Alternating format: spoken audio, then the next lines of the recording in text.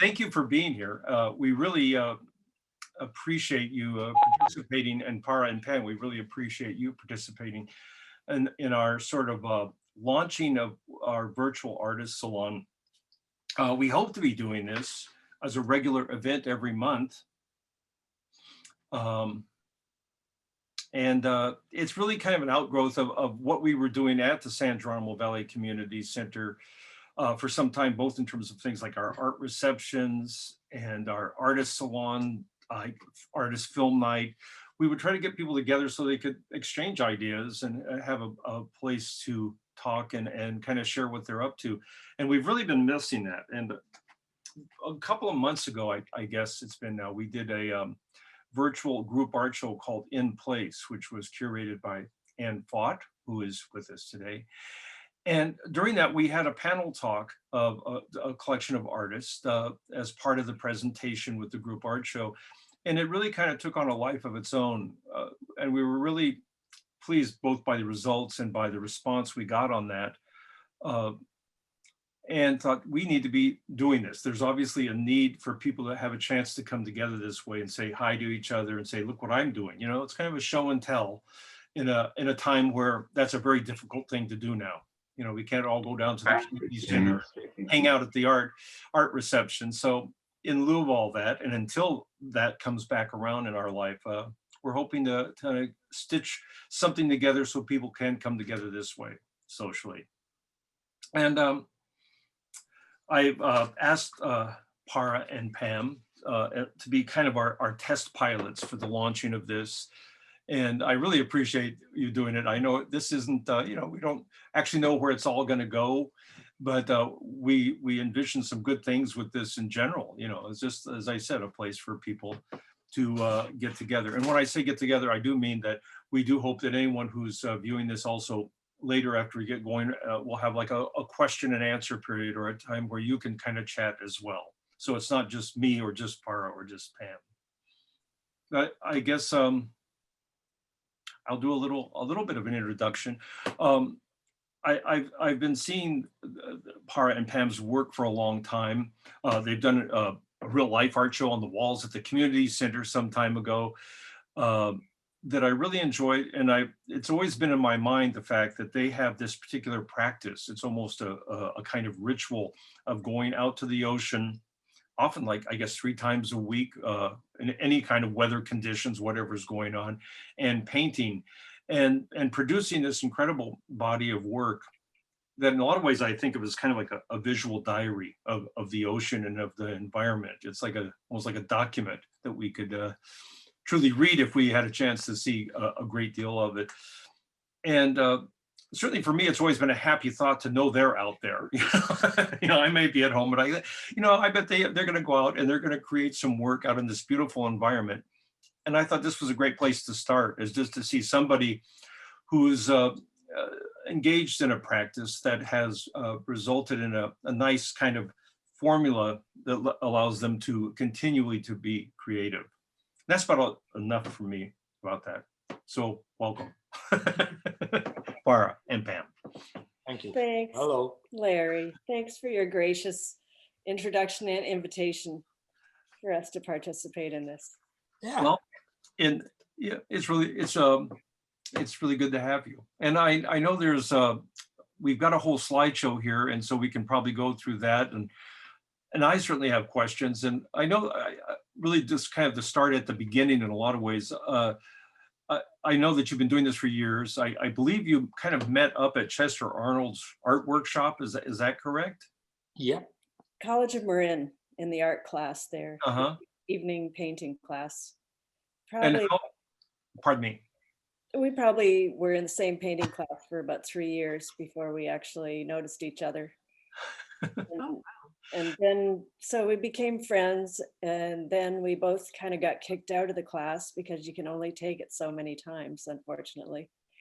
And we had already started painting at the beach, and we'd taken some long trips up the coast actually, and decided, why do we need to take a long trip up the coast just once a year? Why don't we go every weekend or every Wednesday and every weekend? So we just started doing that, and we got it down so we had like a ritual, a pattern of exactly what to take, when to leave, how to get there, how to set up, and we made such a routine of it that it became easy. And so Well, you say routine. To me, I think of it more as a rhythm or a ritual or I mean, because it seems like it's how should I say this? I'm almost tempted to say almost like a meditation or something. I don't know if you see it that way, but it it seems like it's something that you get something really special out of every time you do it. exactly. Well, Chester used to say, chance favors the prepared mind. I'm not sure if he was quoting somebody, but I think that chance also favors preparation. So just Uh-huh. in the fact that we would get all of our stuff together, including the right clothes, extra provisions, food, drinks, and a place to sit and all the stuff we needed. That's the only way that you can actually set yourself up to be creative in an environment that's wild like that. Because you have no idea what you're going to walk into. I think you said last Oh, Wednesday it was just nothing but a gray slate of fog. Mhm. yep. And it's funny what you'll end up painting in the fog. Yeah, I envisioned a whole bunch of gray canvases came. No. You know, It rarely ends up that we've gone there to paint what's in front of us. What's in front of us definitely affects us and, influences what we're doing. It's like going to a cathedral. This is a sacred space. And you keep going out there, and yeah, it's nurturing you. well, maybe we should take a look at some of these pictures in this gallery that will kind of help us and certainly help the people who are watching this get an idea of what we're talking about. Yeah, I mean, there's a lot more. People seem to think it's limited. Oh, there's the way it used to be when they had the shows down the center. And again, I mean, certainly people do plein air paintings, but I don't know of anyone that goes back to the same site or the same environment and keeps documenting and responding to the same area the way you do. This seems pretty amazing to me. And obviously this is your setup. It's as you were saying, Pam, you have to kind of be prepared for everything. I mean, this all could be blown away in the wind, I would imagine, or you get rained on, or One thing you notice, there are no easels. yeah, that I wouldn't expect. And I've always, every time I think of this, I think about sand. There must be a lot of sand in the painting. I mean, it must become part of the painting pretty often. Yeah, it's okay. It's what happens is we try our best to keep the sand from getting on the painting while we're painting it. But usually at show and tell time, it gets knocked over by the wind or by us, and sand sticks to the paint. But if you let that dry, bone dry, you can scrape the sand off with a palette knife, and the paint, and It just jumps off. it only affects the painting for the better, really. Yeah, it's It gives it textures. a little bit of texture, but it doesn't, as long as you let it dry, you can scrape that sand off, and it just And makes Claude Monet has a lot of sand in a lot of his beach paintings. great. And I saw a big show of his at the University of Chicago, and there was sand all over half of them. great. Well, You're in good company. there's a Monet in the Legion of Honor that I got jerked because I was showing the people the sand and saying, this is the real thing, it's got sand in the canvas. I got too close to it, apparently, set off the alarms. Do you work in oil or acrylic? Oil. Of course. Oh. I mean, water wouldn't work out there. What? Acrylic? You do a watercolor at the beach. No, acrylic. What I was about- asking about acrylic. If you No, acrylics is also water-based. Oh, I see. Okay.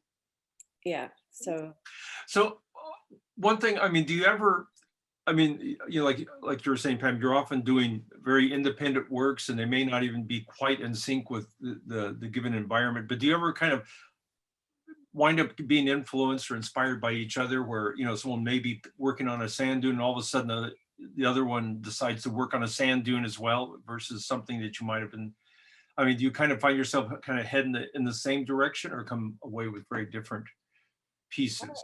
I almost feel like we tend to try and not do the same thing more, don't you? Well, I look at it this way, that there's no way I can paint what Pam paints. Right, it's very different, yeah. So, I mean, her eyes and her skill level is so high that I go for the other extreme. My brush never stops moving, Uh-huh, yeah. and I just let it. I don't try and think about it. I just go, and Oh, so as a result, we're not competing with each other, but we're augmenting each other. uh-huh. And the ocean, even if we're not actually painting the ocean, the rhythm, the wind, the way the moisture's coming off the waves, all this stuff is all in there. And like this one, Pam, is a pretty moderate size. Is that pretty average? Well, I know you sometimes work very small, but you and Parra, do you work about this size usually, or do you do? I work that's a good size for the beach because Yeah. it fits inside my chair to carry back up to the car. Right, That's kind of what that boils down to. yeah. And 11 by 14, the quarter folio, which is this one here, is pretty much what I consider the standard. And then I get smaller, and then sometimes you'll see a later one of a log, and it's 36 by 36, and it was just too much. The only way I could work on it was to literally ram it down into the sand on its back, you know. That's a nice little picture of our setup, our pack. Yeah, it's nice. Yeah. So we take backpacks, and then we have a lunch bag, and the folding chairs are what we put the paintings in, and the blankets, and the Frisbee. That's it. And the Frisbee is because we get all seized up sitting in one place. Yeah. And you need to run around and do stuff. And we found a Frisbee one time, and that ended up being, Well, the ocean gave us Part of the art supplies. Yeah. And this is the 36 by occasions 36 for, one. This is the one that way over the top. Too much. oh, your driftwood here? Now, now you once told me, I think this may be back when we had an art show at the community center of your work. sorry. I think it's Pamela's phone is. Find out in a moment. There, I think it's just Okay. been clicked. I was about to ask, now, back when you had a show at the community center, I recall there being a number of pieces of like driftwood or logs or something, and you talked about having seen the same essential piece of log at different beaches, different years or different seasons. Yeah. No, Trapped that's in right. driftwood, and you would kind of keep revisiting it. Is that true? Well, that particular log I painted down in the South Beach, and about 2 years later, I says, that looks awfully familiar. And it was half buried in the sand at North Beach. So it's actually this one right here that Yeah, that was the one. Yeah, and it was actually sitting quite proud down there in South Beach, and so that's why I to bring a big canvas down, I was trying to do something, and so anyway, it was fun to do, and I don't think that I don't see that as being a successful painting, but but you work through it. But it's funny to see those shapes show up at North Beach. I would be kind of amazed by that. Did you do that in one sitting, or did you get your composition together in the one No, sitting? that was and go on and work on it? I didn't bring it out the third time. The third time I just tried to finish it at home. But yeah, it would have taken three, and we get a couple of, maybe 3 hours of painting in each time. Fabulous. And sometimes when you're at the beach, there's lots and lots of people. Sometimes you're at the beach and there's like nobody around. Is that right? Yeah, and in fact, we rarely are around a lot of people, and most people don't realize what we're up to anyway, because they're just people sitting on the sand. The one that's up on the screen right now, that really amazes me. Yeah, I it's I was, I gotta tell you, We lost our picture. Will you tell Rebecca that we've got an ad for this? Hang on, I might have to close this for a second. oh boy. When I first saw this, I of course saw it from a distance, and I just saw 2 abalone shells on the table. I didn't even I didn't even register that that was a painting of the shell. This kind of kills me.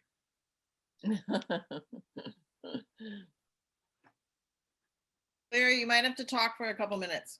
All righty, I'm going to talk for a couple minutes. I like this abalone shell. Anyway, are Parra and Pam still with us here? Or they? No. Oh, well, I will have to talk. Well, I was really wanted to hear what Pam had to say about this. One thing that Parra was saying, and hopefully I'm anticipating getting to this, is the difference in their, really just in their hands, you know, and in their the way they work, because Pam has a real knack for detail and very small pieces, and some of the pieces that we've been looking at or will look at are actually quite small. I mean, I've seen works by her that are just dinky little pieces, but incredibly detailed, and hopefully we're going to get a chance to talk to her. Back. We're back. They're We're back. back. I was, Thank you. I'm pretty much done now that you're back. I just, no, I was actually saying that this piece first, that I personally anyway, looking at it, especially as a smaller photo, did not register that it was only one shell on that table. And that one was a painting. And I was just commenting on Pam, your particular hand and how you work actually often quite small and with considerable detail, that a lot of the paintings I've seen by you are often just little, very small little paintings. And That's true. If I could interject, that particular shell has been painted and repainted, I think 6 times now. At least. really, on It shows up- this same canvas. Yeah, no, that very same piece with that very same shell. And I keep saying, well, every time the light changes, the iridescence on the shell changes. And so Pam goes, oh, geez, trying catching it. And she's chasing these things around the shell, you know? Yeah, that could be an endless process. Really Well, nice it stuff. is. It's time to move on to another shell, I think, but See what I mean? Whoa. there we go. And this is yours too, isn't it, Pam? That is, yeah. And so that's really an expressionist thing of looking at the ocean and seeing all the junk that it brings up Uh-huh. with the surf. And I was just like, you know, exploring blobs and liquid movement, basically. It feels like we're in the ocean. Yeah. Right. Yeah. It's in one of my underwater paintings. Yeah, I- a couple of your pieces kind of look like you've been scuba or snorkeling or something, you know. Well, guess what she did? She I went used to to be- Costa Rica. And that one is, I think that's a great one. Yeah. But those, yeah, every season the ice plant does this really cool stuff where it's dead on the bottom, it's got roots, and those make a shadow, and then green stuff comes up the top, and it keeps climbing up and layering on top of each other every season. So Mhm. you've got really ancient stuff at the bottom, and it's black and white, and then it goes into the color of the new and leaves all these amazing shadows. So Yeah. this is just the black and white stuff with the shadows. It looks like an organism of some. It is. It really is. And they wind their way through the sand. It's quite amazing. The sand blows over them. It doesn't seem to hurt them. I've even used a bungee cord wrapped around one of those roots to hold my chair thing up and properly. Yeah. Whose painting was that? Is it yours, Pam, or is That's it mine, hers? yeah. It's yours. I love the treatment, the water treatment in this one. Thank you. Yeah, isn't it lovely? Yeah. Beautiful. I call that Canadian water, that treatment that I did. And we have, this is a Parra's, I believe. Yeah, yeah. It's What? it's 10 by 10, I think. Really, this is a, It's just a little guy, huh? Yeah, a little-ish, yeah. Yeah. Yeah, the scale can be deceiving on these because we Yeah. have them on this slideshow with this, you know, Floor wall underneath. and this. Yeah, I like that little floor there. That makes everything look huge. And that's I beautiful. like this one. That's such a powerful wave. I love that Parra. Thank Yeah. you. Thank you. Now this is not a new painting, but this is pretty much what it's like out there right now. I mean, the waves are just enormous right about this time of year. Yeah, and sometimes I shift my viewpoint because I used to surf quite a bit over a period of years, and to go to Bolinas at dawn 2 days a week, and so you get to see waves from a different angle when you're waiting and watching them come past, you know. So it's trying to catch a bit of that, and then this you don't want to be surfing in this. No, that is, I like that. This almost takes on the abstract quality. I mean, this is really very cool. I like this. Well, there's times when we don't differentiate between this, whether it's realism, landscape, or abex. It all gets mixed up. I love that. That's the nice thing about nature. Yeah. That's almost a place to ride as a surfer. Well, yeah, oh my God. Oh, that one was at the, that was at the show, Larry, at the community center, which was right during the huge fire up north. And you put 30 cots in the gallery. Yeah. Wow. When they woke up in the morning and said, we didn't want to see paintings of fire. These poor people. Oh my gosh, yeah. As probably a lot of you know who aren't in California, this part of California has been subject to a lot of really terrible fires. And a couple of seasons ago, well, a couple of times now, the community center has been an evacuation center, like for Sonoma County. And we had all these people come rushing down this way. And we did, as Parra was saying, literally many of them were sleeping on the floor. And then we got the cots and everything, and all the emergency procedures in place that we're supposed to be doing. But they were sleeping in these two galleries, and there was more than one fireplace picture, on the wall. There was one, they were walking around, there was a burning log over here and a burning log over here. And people were saying, we really had enough of the burning logs, I felt really sorry for them. I'm sure something they'll never forget. In a lot of ways, many of us will never forget. I think of that every time I see one of those paintings by you. Yeah. Oh, that's great. Isn't that good? Oh, Yeah, wow.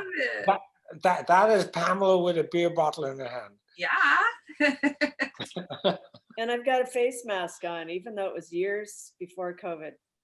Well, yeah, no, Pam covers herself totally when she goes to the beach. She's got that lovely That's a skin.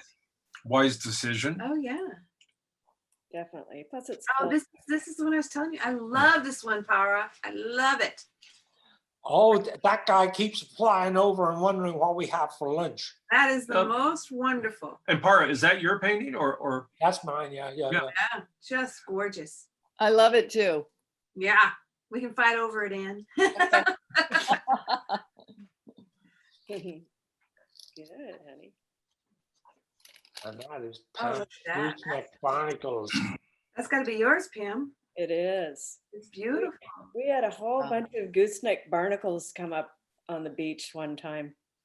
They were there for about a year. They Yeah. came up one summer. They were all attached to a log, and then they broke up and they were all over the place. And a couple of them were even attached to an old bottle of Gatorade, and they were latched onto the mouth of the Gatorade bottle. It still had the lid on, but they'd gone and put their tentacles or whatever into the bottle, and they were turning orange. They were sucking the Gatorade out of the bottle. I have pictures of it. I won't say what I was going to say. That was actually a subject that I wanted to ask both of you about. Is obviously you're also very aware of various aspects of pollution and environmental impact. I mean, you must see a lot of different things in that respect while you're out there. Oh yeah, oh yeah. And the worst is there's an awful lot of kelp coming up on the beaches, and the kelp forests are in danger down around the point, the reef in Bolinas. It's a huge kelp forest, and it's been decimated. Oh, wow. And what is specifically, do you have any idea what that's about? Acidification. Acidification, yeah. With global climate warming. Yeah. The CO2 in the water makes it acid. But there's not as much garbage as you would expect on the beach. There's occasional floaties from fishermen and broken up wood with paint on it, stuff that you know came from humans. Yeah. But it's not nearly as bad as some places. There's not a lot of garbage. No, Frank garbage. A couple of pieces of plastic, but it's been very light. But then again, there's the scores. It's what the ocean delivers. And Pam got a spinal cord all attached with ligaments a couple of weeks back, and about 2 or 3 feet long. Wow. Not, From what? not a spinal cord, spine. A spine. Okay, a spine from what? I don't know, an elephant seal, we think. Oh, wow. But it was big, and it probably weighed 20, 30 pounds, but we got it home. You got it home? Have you painted it? That's the big issue. Yeah, it's the centerpiece of Pam's dining table right now. That's how weird she is. It did not weigh 30 or 40 pounds, maybe 3 pounds. It was quite elaborate. Do you think you see less plastic and what have you because of the beaches you go to, that they're not, let's see, like Stinson Beach, that you're at a less populated beach, or just the... Yeah. And if I understand the scientists right, the real pollution is in microplastics, and we can't visibly see them. Yeah, it's becoming really a much bigger deal. Just almost like, well, not just like sand, but almost like a dust, really like a plastic dust. That's really... But that one bottle of Gatorade that had been bashed around in the sea, and it had these, what are they called again? The gooseneck barnacles. The barnacles attached to it. Yeah. That was like, I'd never seen anything like that before. It was bizarre, yeah.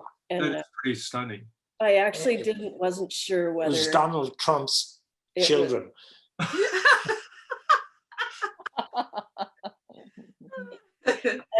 Okay, I didn't think it was, I didn't know whether it was garbage or, it seemed like the creatures had already made it into theirs. What do you do with that? You don't throw it in the garbage with the barnacles still nursing us. Have you seen these? I've seen these photographs of floating debris that they've created these whole worlds underneath now. No. Fish and seaweeds and everything. And they're water bottles or something, If the sea was right, it would, chemically right, it would just be able to make a more coral around it. Yeah. Eventually that would happen. It would actually destroy the bottle and take it back to the sea. Anyway, I got pictures of it, and I intend to paint that someday. And whose plant life are we looking at here? Oh, that's my work. It's beautiful. So soft. It's fairly large, but not really large. Maybe 24 by 24. It's beautiful. So summery. Oh, another great wave. Yeah, no, these are the waves when the wind's blowing and the waves are crashing. It gets a lot of water gets thrown around. It's great. And the speed, the energy. It's how do you paint the energy that is in that water moving at that speed? That's a huge amount of energy.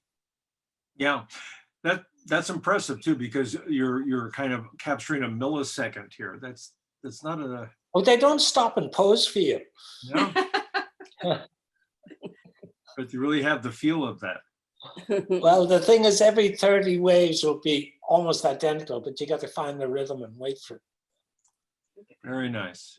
Now, it's probably not in the slideshow, but I've been wanting to ask about Pam's lichen, because I know I've seen a lot of your lichen paintings, and this kind of reminds me of that incredible detail that you do with when you're Yeah. painting those. I don't know if we have any in here or not, do we? But Yeah, there's one in there. okay. But this one, I think, I agree with you. I think the anemones and coral and everything really reminds me of lichens and the things Yeah. that grow on the forest floor. Yeah. But these are giant green anemones that are famous in California. We Yeah. have them all over the place. And usually you just see them all bunched up like a fist. Yeah. Like But if, closed. you know, if we were at scuba diving and down about 20 feet, they'd be open like that and flapping around. And Well, but I've- 40 years ago, Agate Beach would have things like that, but they're all Yeah. gone. Yeah, Agate Beach has Yeah. kind of dramatically changed out in Bolinas, right? Yeah. As a tide pool. Yeah. And this, Pam, this is yours too, I believe, right? it is, yeah. So more of the ice plants. In the fall, the ice plants are really bright red, like that. Yeah. And on the outer beaches, the sand is that coarse because all the fine sand gets blown over to Limington. Mm. All the fine, yeah. And that's that beautiful dunes that they always close off for the Yeah. plovers. Yeah. Every from October till March, they close that end of the beach. But it is Plover so nesting gorgeous up season. there. An alien landscape. Exactly. It really is, but it's like a wind tunnel too. Yeah. Oh, that's beautiful. So there's one of my lichen paintings, but it's not nearly done. I just threw it in there because We But have it was such done- a It feel was for done that. at the beach. It's a lichen painting done at the beach. Oh, that's right. Here's, On the left is the original sketch. Yeah. Oh, and there's your crow, your raven. Or is this a different one? that's me. Is this your bird? where do you painting see a here? bird over here? Right there, that's a bird You painting. see, it's the bird shape, and if you look in the same, the dunes going away still do the same shape. And I think she's talking about me. Yeah. Yeah, but see, it looks like a bird. There's times it looks like a raven head. Oh, that's not a bird. That's the beach, you're saying. Oh my God, how funny is that? I totally see a bird there. Yeah, and this is kind of like a Rorschach chest for Yeah. Molly. She's I'm stuck on the birds. Oh, that's gorgeous. Yeah. And that's like Old gooseneck clams. it's a straddling of the gooseneck and the succulents that are in my backyard. So artist license, right? Yeah, artistic license. And a little 4x4 inch lichens on a pink granite. I like this texture of it looks like it's a piece of wood, or is it actually on canvas? It's a little tiny canvas, so because we've blown it up, you can see all the. That's about 4 times its real size. Uh-huh. And that's just like a foot tall. But that's the beginning of a painting about the part of Marin that I live in, where the hills are covered with beautiful bright green trees in the spring. And I just got as far as putting the undershadow. But I thought the cloud is pretty accurate Yeah. for that time of year. Oh, nice. That's beautiful. Yeah, very nice one. And that's a good little abstract abex sort of, or stylized, I guess. It's you would say. stylized ocean, Mhm. beach grade. Ooh, look at that. And that's my painting. That's my favorite painting of a wave. Wow, yeah. It is amazing how often I don't discern between some of your works, you know. I mean, there are some things that are very distinctly one or the other, but Yeah. very nice. When you do a really good wave painting, you can turn it upside down and it looks just as good both ways.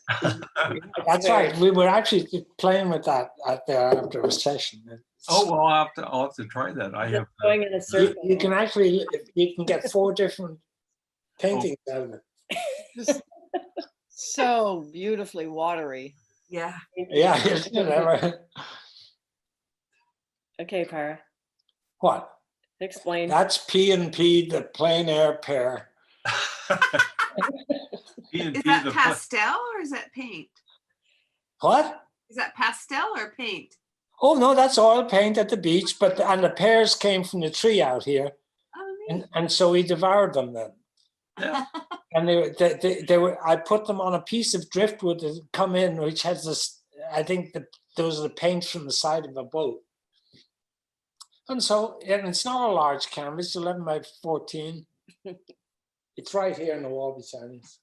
But yeah, that's it. So it's P and P. Plein Aire pear.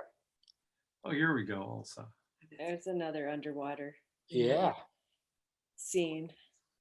it's fun. I haven't seen that. Yeah, I love Okay. it. Can I ask a question? yeah, please. Parra, are you going to show your canyon oak? Oh, you got my canyon oak? No, this thing that was on the last show. Yeah, Okay. he's talking about the tree from the. Yeah. Oh, this I is wanted to buy that. okay. You talk to Larry. you can always take the painting off Talk the to wall Larry, to the camera. his agent. Oh, yeah. Sweet. And that's McClure's Beach, That's McClure's, Pam's work. looking back up the pathway to the. Yeah, there's a and you wipe the paint off on your trouser leg going up, carrying it because it's a long hike. It's about almost a half mile to the car, isn't it? From McClure's, yeah, you go up this little narrow pathway, huh? Yep. Yeah, And Now- some of these canvases are big, and then they end up on your trouser leg. And if it's oil, you're carrying essentially wet canvases. I mean, they're not drying up before you Oh, leave. no. It's the plus and the minus, and in fact, because if you did acrylics, yeah, it'll be all dry. But the nice thing about oils is, it goes through a process, and it's slower. Yeah, but you don't want it to go through a process of getting smeared on the climb back up. What- How do you? There's the one that you showed of me doing a portrait of Pam at this beach, and the whole left side of the canvas. Don't worry about going back to it, but if I showed it to you, you could actually see where I'd worn it off in my trouser leg. Oh my, Carrying it up to the car. that is all part of it. It's all part of it, yeah. And that's a little further north on McClure's, looking away from the water. Very nice. Yeah, you were saying that they were both from the same place, and I was trying to, but they're not literally the. They're actually they're about a couple hundred feet apart. Yeah. Yeah. I don't think we've ever done, either one of us done a painting from start to finish in one sitting each, never. Oh, we did. That's alla prima. I have a few, and I love them because they are what they are. But yeah, we tend to go back now, particularly as we've done so many. And Pam, I've noticed, is doing the same thing, dragging some of that hasn't seen daylight in 5 years, maybe, giving it a session, A lot of unfinished paintings. Yes, that's the definition of both of Plus, us. Different times a year, the sky and the weather is different. So you go back and you're like, wow, the waves are this color. Yeah. Again, let me go back to all those ones that I haven't finished yet that I started doing Yeah. that are the same time of year. People wonder why we've got so many paintings jammed up in the wall. We'll never have to paint this place on the inside. But it's because there's this process where we get used to it and say, no, that needs more work. Or, oh, look, the light today is the same as that one. So it's constant. And I find that if I don't sign the corner of it and date it, it's open. It's okay for me to keep working on it. Well, what I've seen with painters, even some of them, when they sign the work, it's not over, including the person sitting next to me. I mean, they just keep, like she takes things off the wall and keeps painting on them, That's right. That's right. It's very different than a lot of art forms. A painting can just continue on and on and on, Called making good use of your resources. Thank you, Bob. I understand that Leo from Vinci had the Mona Lisa for almost 60 years in his house and kept working on it the whole time. That's good to know, isn't it? Once you get the perspective like that, it's okay. I I'm assuming it's a true story, but I recall some story about an artist who went into a museum to kind of, touch up a work of his, to do. Oh, there's a couple in Ireland who were known to have done that. Yeah, there's rivalries too in London where they'd be outdoing each other, going in with their paints and attacking their own work. I really love this photo, by the way, this is because a great this is photo. sort of a signature piece in a lot of ways of Yeah. both, what you do there. And Well, It really blends in with the environment that it was painted in. the funniest thing, and this is not a finished painting, and it's sitting over there and it's still wet. That was just last Wednesday. That was last Wednesday, yeah. That's Parra's painting. Ah, There's that's a raven woman again. I hear an echo. Is there a phone on or something in your Nope. Oh, okay. I turned mine off. Very cool. And there's the non-raven. non-raven in the picture. That's supposed to be me again, I think. It is. But the thing is that there's another raven painting here where the sand dunes and the raven, they just keep matching each other. Uh-huh. Too. And yeah. I actually, Molly, I wanted Parra to paint a beak on that. I thought it looked like a bird too. Oh, good. Oh, good. I'm glad. It's the hands can roll. Oh, that's nice. Isn't that a great sky? I wish I could paint that. Yeah. It's gorgeous. Isn't it gorgeous? Now that's Pam's camera work. She wandered off. Yeah. Very nice. Yeah. Great pictures. And again, as I say, maybe I'm just envious, but I like the thought that you guys are out there doing this and being so creative. It kind of nudges me, like I know that somebody's being creative. And something I've noted, certainly during the pandemic, when I talk to people, and is there's a lot of people who the pandemic has been actually maybe a source of creativity. It's like they want to draw the virus, or they want to draw the circumstances of our current state of affairs. And other people, even I saw this in the in-place art show, just kind of step out back to, they want a pretty picture of the nature that they're not maybe in anymore, like what's outside. They're painting a lot of outside pictures, even if they're fantasies. And I also find people, my third category is people who have just been kind of paralyzed by the whole circumstance and aren't creating at all. And anyway, I find it very heartening that you still have your hand in, and that you're doing this in a way that a lot of people don't have I guess you could say, a formula or a practice or a system that they can engage in that keeps them moving along.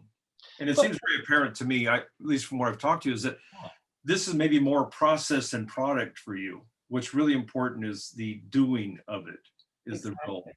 I agree. Yeah, if I might just make the point, is that we're all so busy. It's very easy not to do this.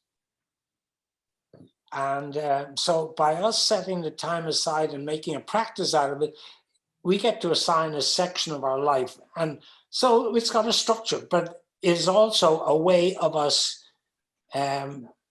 taking care of our practice, and working on it. And what's wonderful is that I don't know how it works or develops or anything, but on an ongoing basis, it still has my interest.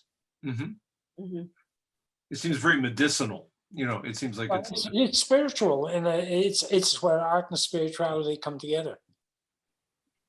I agree. And we're both very fortunate because we don't have to make our living from art. So it becomes more of a practice. it becomes a purer practice in that way, in some respects, I think. Yeah. Sometimes we I take also- stuff to the beach and we don't even paint. We'll set it all up and one or both of us won't paint. We'll just look. Just being Sometimes there. that happens. Yeah. We're very open to all of that. And I've got to say, I was so impressed with a lot of like Japanese brush painters who paint the same bamboo shoot for 25 years. Yeah. And just seeking the perfect gesture, the perfect movement. And for me, it's developing my touch and trying to get it to come back together and allowing it. And that's where that, and you know, and it's great. Pam and I, we have this yin and yang thing going, and you know, we sit down there, we don't talk, and we paint away for a while, and then maybe someone will make a comment or whatever. And but it's sort of, in some ways it's odd, but it works. But at those times that we don't paint, we still high five each other and go, yeah, it still counts though. We were here. We were looking. That's right. No, there's some, but you see, a short while ago, about 4.5 million years ago, we crawled out of that ocean. Yeah. And, you know, we're talking about a planet that's been around for 30 billion years. And so very recently we were wet. And so you're connecting there, but by paying attention to the ocean. Parra and Pam, Yes. I love the idea that you're back at the same place over and over and over, and I so respect that you belong to that place and it belongs to you in some way, and just how heightened your visual sense of it is, since you're out there in the air and the rough and the wind, and you have to be awake. You really have to be completely awake. Exactly. That's almost not a choice. That is so true. That's so true. Some of But those, just yeah, some of those times where we didn't paint was usually because of wind. And the Wind time we got is- knocked off by a wave. Yeah, big waves. We got knocked out of the dunes by a wave. Yeah. wow. It crawled up the beach. We were Yeah. watching waves break 50 yards away from us for the whole afternoon. And then this one came and it just never stopped coming. And it totally took us off this little hill that we were on. Luckily, all our shit was still in the bag, so we didn't lose. We toppled backwards and it took gloves and books and stuff. Yeah. So we do So, all yeah. that informs the work. Definitely. And Pam, what you're saying about the going out there and maybe not working, I mean, if you were heading down to your art studio, you might have a day very much like that, where you kind of get there and don't get started on something and just kind of process. Yeah, yeah. More Exactly. pleasant in some ways, but I want to give a shout out for a really great program today. I have really enjoyed this. Unfortunately, I have to sign off, but I have been deeply moved and inspired. And thank you for your really great work. Thank you, Larry, for putting this all together. And thank you, Anne, for getting us all in place in the first place. So, thanks all. I'm sorry to sign off, but I'm super happy that it's being recorded, so I'll be able to catch the rest of the conversation later. well, thank you, Judith, for being here. Gladly. All right. Goodbye, all. Sorry, I have to go. Thank you. Okay. And I probably should, I have one more question, I think, and then maybe we can see if anyone else wants to chime in some more, but just in terms of your own backgrounds, we haven't, I wanted to focus on what you're currently doing, but you have very different backgrounds. I know, Parra, you're kind of come from engineering and a whole lot of different things that you've done in your life, and the bronze work and that sort of thing. And Pam, you're from another world altogether, sort of, but anything you want to talk about that? I mean, your training or background or arts classes you've taken that were of note, or? I've actually been painting since I was a little girl. I've been painting my whole life. It kind of motorized me through everything. I've been a nurse since I was in my 20s and have worked as a nurse for 44 years. So that's always been there too. Mm-hmm. But throughout everything, I basically processed my world through art, Yeah. through painting. So it's been an important really important practice for me. I see some kind of relationship. I know that you're like a surgical nurse, and I see these little lichen paintings and all these little details. I feel like it's kind of the same orientation of just that attention to detail that, you know, that's a real big part of your world. Yeah, thank you. That's so true. And as you might imagine, in the operating room, we have a lot of details that are, you know, very important to keep them Yeah. taken care of. They count sponges. We count everything. Anyway, so I think it might, that whole lichen thing might be part of the processing of the work that I do in my day-to-day in the hospital. Oh. And they're kind of like viruses too. Mhm. And like human bodies and our nature, and lichens and skin and the way hair grows has a lot of similarities. Certain organs, the way people look inside, look a lot like the things that are on the forest floor and are washed up on the beach. I bet. I bet it kind of resonates probably with you a lot when you're out there saying, "Oh yeah, that kelp looks a lot like some intestines or something." Or Sort of. gallbladder looks like something I saw on the beach the other day.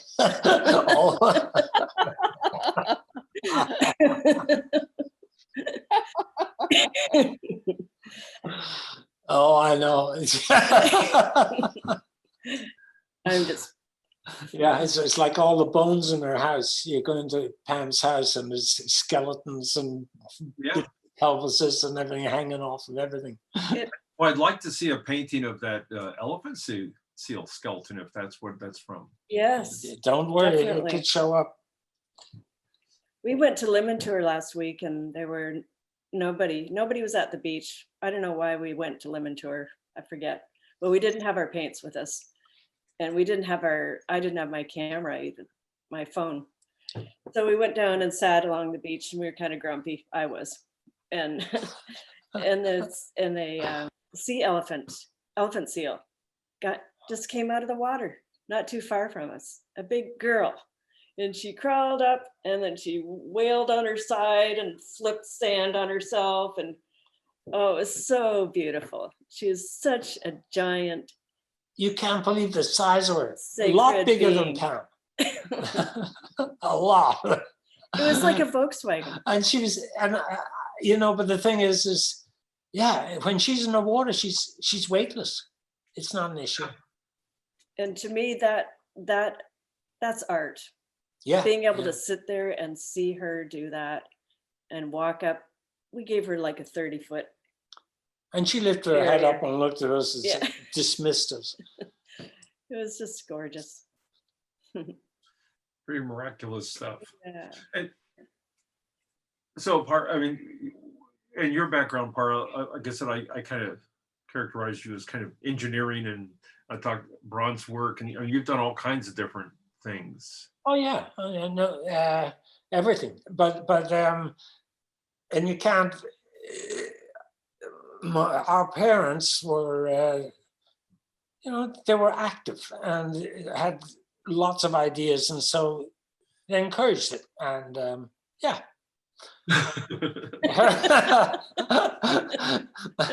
You know, although you know the Irish, their art form is more literary than the visual arts and theatre. They love their theatre. They love their characters, and Dublin was a great city to grow up in the 50s, early 60s, because every other person was odd, you know, and had a story. But so there's a lot of room there. But I got an education. My parents insisted I do it, and so yeah, I went to college to be a physicist and a mathematician and a chemist, and that's all I did for 4 years. Except I raced motorcycles and drank pints in O'Donoghue's and did things like that. And but at the end of the 4 years, the choices for a guy like me was to work for some very large, giant corporation, or stay in Ireland and be a teacher, or work for my father. And I said, no, I got one of these student charter flights, and you know, took the flying out and flying around, and ended up out here. Well, and I know you said you went to maybe New York and you spent time in maybe even in LA, but I mean, but what was it, just curiosity, or were you really thinking about engaging in the art scene? Or Well, I was informed, travelers, they talk. And in Trinity, where I went to school, there was quite a large contingent of foreign students. And there was one particular guy, Topper Lockhart, who was impressed me, and we were friends. He was studying philosophy at Trinity, but he was also studying medicine at the College of Surgeons, art at the College of Art, and music composition at the College of Music. He was studying in 5 colleges simultaneously. And then in the summer, he went to the Congo and got in a paddle boat, and he spent the whole summer working for Albert Schweitzer. And this guy grew up in Palo Alto. And so I'd ask him stories, and he'd tell me all these California stories. And I go, "You're making it up, you know?" And he said, "No." And this is the guy. In other words, what I'm saying is, for him to have the vision or the potential to do what he was doing, doesn't come out of, space, from outer space. It comes from environment, from parenting, families, and all that sort of stuff. California was outrageously talented when I arrived here in 1965. I loved the fact that most every guy around knew how to sharpen a drill bit. mm-hmm. And, in Ireland, it'd be 1 in 100, maybe 1 in 200. People tend to not use their hands and be interested. But here they could combine that with a very active mind. And that's why there's this huge spirit of innovation out here. And partially fueled by demobbing after the Second World War, and all the soldiers ending up in California wondering, why should we leave? And so, it was all a bit of that. And I've always been involved in the odd things. And the nice thing was I was able to come over here and got to San Francisco, and within 2 weeks, I'd enrolled at the Art Institute, and I'd got a job in a motorcycle shop. And I still had to return half of the ticket. Well, yeah, you came to a very open place, but you were also very open to possibilities. I think it was a good combination. Yeah, and it's the Irish are pretty good at that. They're world travelers. You'll find Irish pubs in every decent town in the world. And the Irish. I used to joke, and I think it's probably closer to true, that at any one time over half the population of Ireland isn't in Ireland. They're all traveling around, and so it's a small country, but a lot of roamers. So you get to be open to all this stuff, and you hear the stories, and you listen. Mm-hmm. The Merchant Marines used to stop in Dublin before going across to Liverpool, a lot of the merchant ships. And so I meet a lot of sailors, and where have you been? Where have you been? And you're down in Brazil or whatever. And what are you moving? And so it's just all sorts of interesting people moving around. Yeah. And small town, 500,000, 600,000 in those days. Now it's probably 4 million. But no, it's not. But Ireland's a small country. It's total population about half of the Bay Area. Total? Oh. Wow. It's 4+ million now, but it's small enough to where it's from here to Sacramento, up to Mendocino, up to the border, but it's small, and it's got a lot of water around it, so we tended to go to beaches a lot.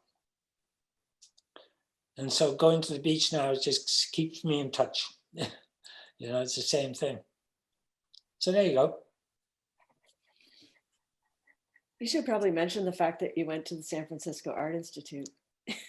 I did. I said I was enrolled in the Art Institute. Did you? I Okay. did, yeah. I think that's significant. Within a week. But you see, because I'd heard about the Art Institute from these guys, and it had a disrepute taste, disreputable reputation. Sounded attractive. Hi, Rory. Who were your teachers there? I don't know how to get Zoom's attention. Your Chopin cough will bring it right up. Parra, who were your teachers at the Art Institute? Oh, I can't remember now. I shouldn't remember, but it goes with age. I can't. Some mornings I have to try and remember who I am. You know. Did you have Bruce McGaw? I don't think so. But there was this odd movement going where there was a whole bunch of renegade stuff going on, and between the abexes and the photorealists and God. interesting stuff. Yeah, I would imagine. And I have this silly story I'll tell, a couple of points and I will, of I was enrolled in the Art Institute, and one of the courses I was taking was conceptual art. I thought, well, yeah, that sounds interesting for a guy like me. So about the third class afterwards, I go up to the instructor and I go, so when are we going to get to do something? And he looks at me and says, you don't get it, do you? I said, he says, all right, I'm going to give you an assignment. Fisherman's Wharf this weekend. I want you to be there and report back to me next week, okay? So I wandered down there, and I didn't know. I'm an innocent from Ireland, and there was the magic bus, and it said further, and it was Ken Kesey and his acid test, and you know, that introduced me to an awful lot of options. I still had that ticket, and so I never did use the ticket. You came just at sort of the cusp. You said like 65 or something. I was 65, Labor Day 65. This explosion of so many things in terms of graphic art, in terms of music, in terms of this everything, social. Oh God, yes. Oh no, you're absolutely right. That's what I'm saying. It was this incredibly creative confluence, and I was sure I was coming out here, and I wanted to find out what was going on here.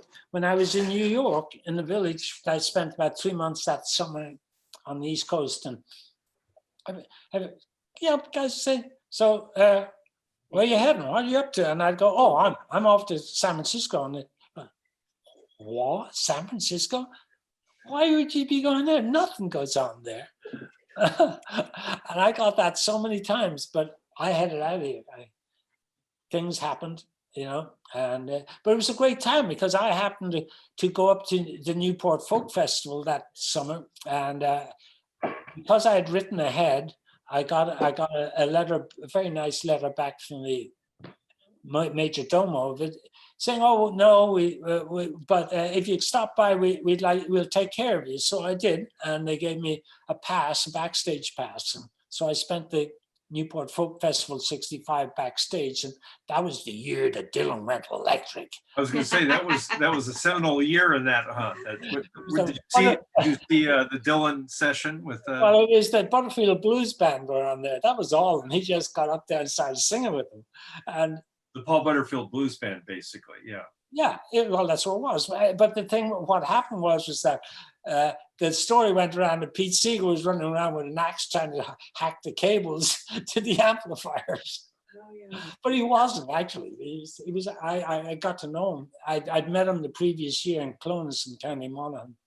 He was wandering around Europe with his wife and kids, and so we chatted. So then at backstage in Newport, I reunited with him, and so it was interesting. It was lovely. It was a lovely time, so I'm just saying that particular summer and what happened afterwards, sort of magic. And I just, yeah.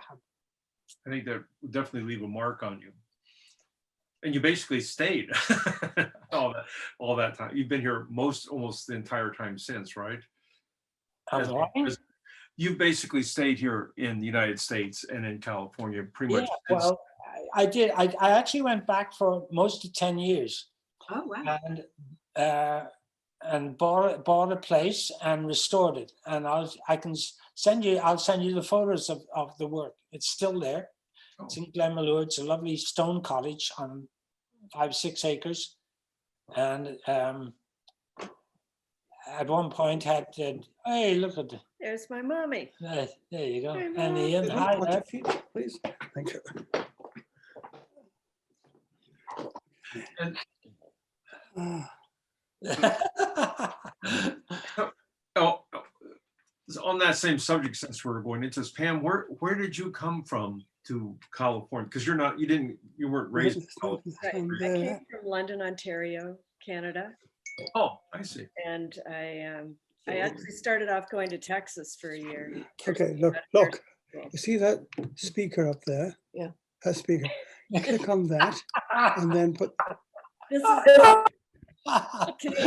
is, can you hear us, Mom? Hi, Ian. Huh. Hi. Yeah, me.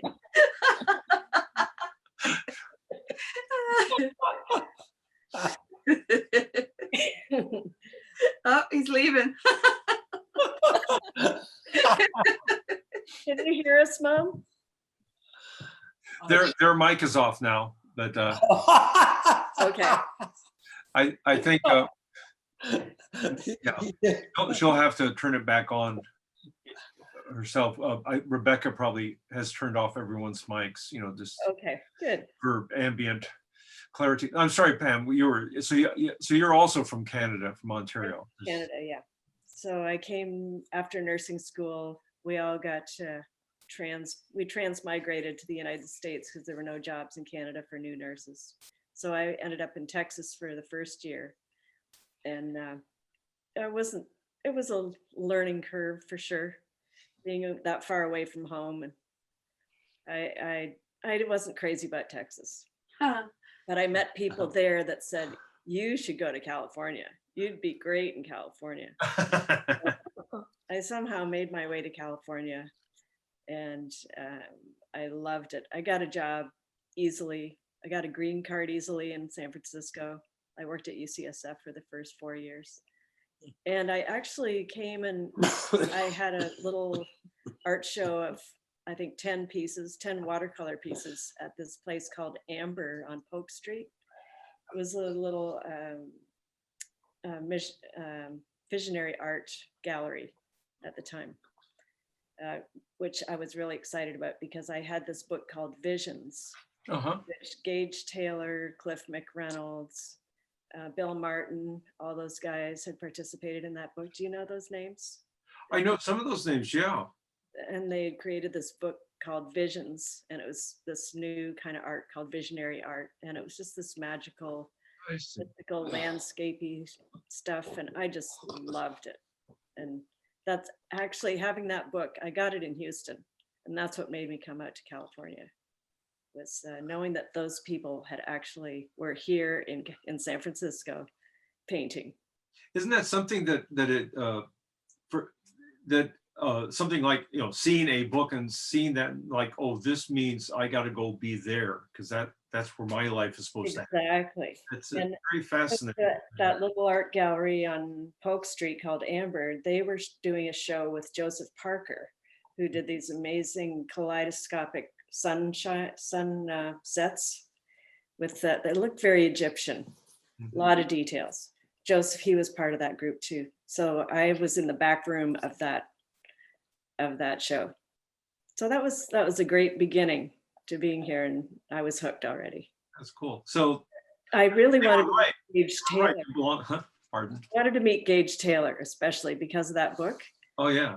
And fast forward 25 years, I find in that magazine periodical that we used to get all the time, the green sheet, or something that we used to get, was advertising Gage Taylor teaching art at the ICB.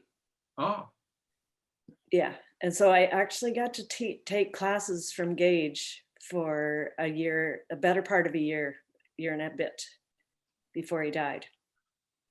And he taught me everything he knew. Oh, great. And we had about 5 people in the classroom, and he said, I am going to teach you guys how to become gallery artists. And he was very strict, and he showed us he taught me how to use oil paints, basically. Wow. He said, by the time I finish, I want you to be able to paint wearing a ball gown without getting any paint on you. because he was so rigid about where the paint went and, not getting it all over the place. Uh-huh. And not putting too much on your brush. I'm guilty of that anyway, still. So I feel like that was a huge, huge moment for me, being able to have that year and a half with him. After all those years of trying to plagiarize him and wondering who Gage Taylor was, and how to paint more like Gage Taylor, studying his paintings. And he was a big one for details too, in nature. How did you like Chester's classes? Oh, I love Chester's classes. Did you? Chester Arnold. Yeah. Do you guys know him? I took one course from him, just Mhm. one. So, I mean, of course I work with acrylics, so. I think he welcomed any kind of medium in that class. Yeah, no, he didn't, yeah. But, It was great.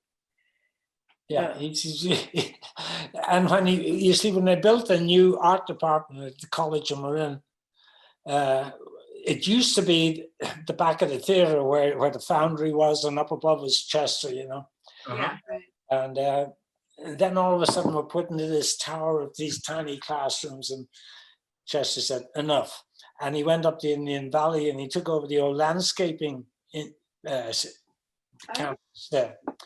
And there's about 3 or 4 rooms and a big outside patio. And he just was 2 days a week. He said he used to put in like a good 10, 12-hour day, get there teaching from 10 in the morning right through to 10 at night.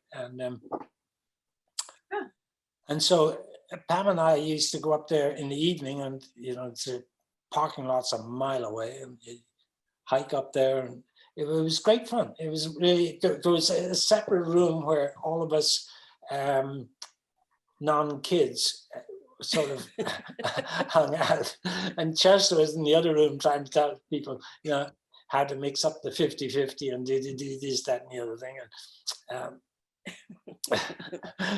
And sometimes we're making so much noise, he has to go over and close the door.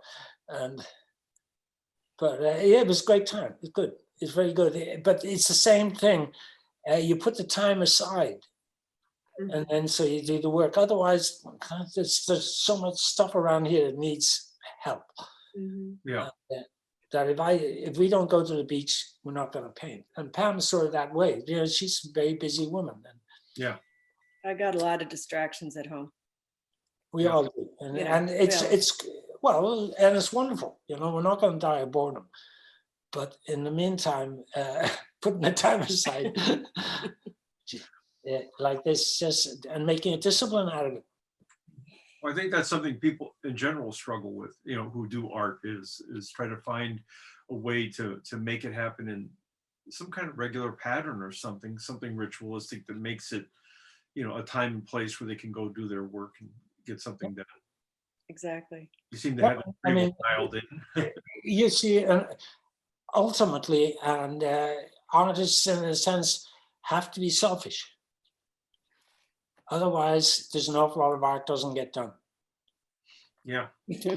And it's important for some unknown reason. I don't know why we do it, but I was just remembered and came back last week, and I was telling Pam about this. About in 1972, I was privileged to visit the caves in Altamira in northern Spain.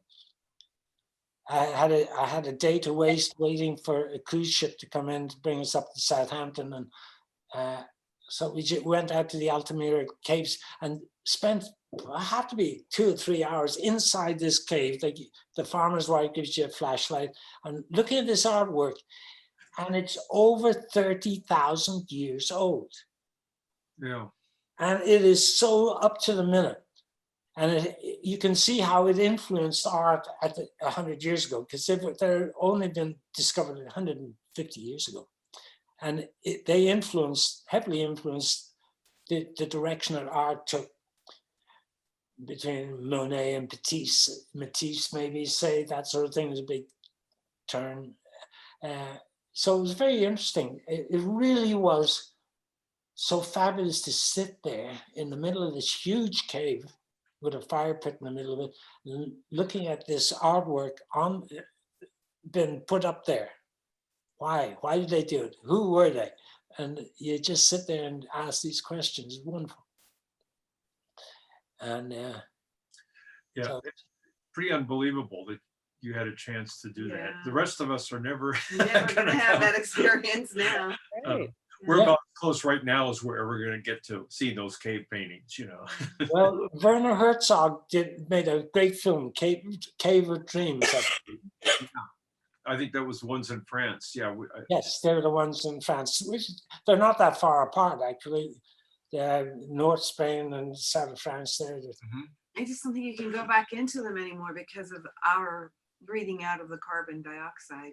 It Yeah. impacts the Yes. pigment. Yeah, Mhm. and the moisture coming out of our breath. And Right. so, yeah, just open it up. I think I mentioned to you there'd been a piece in the New York Times just this last week of a remarkably similar discovery of cave paintings in Indonesia. And what struck me was how much they looked like the cave paintings I've seen examples of from France and Spain, including the hand stencils and the same kind of ochre coloring. And for me anyway, it was just a surprise that the aesthetics were so similar because it was so far removed, you know, I mean, we're talking thousands of miles, you know. yeah, you know, it raises all sorts of very interesting questions, but I do believe that we're not as in control as we think we are. We're just part of a giant organism, you know. Yeah. Well, yeah. Very But some of impressive. us have to make mushrooms Or lichens. or lichens or waves. Well, I'm an Irishman, I make waves. you pretty much have the lichen corner. That's kind of your thing, you know. I Yeah, mean, yeah. Chester has been known to call her Lady Lichen. He does.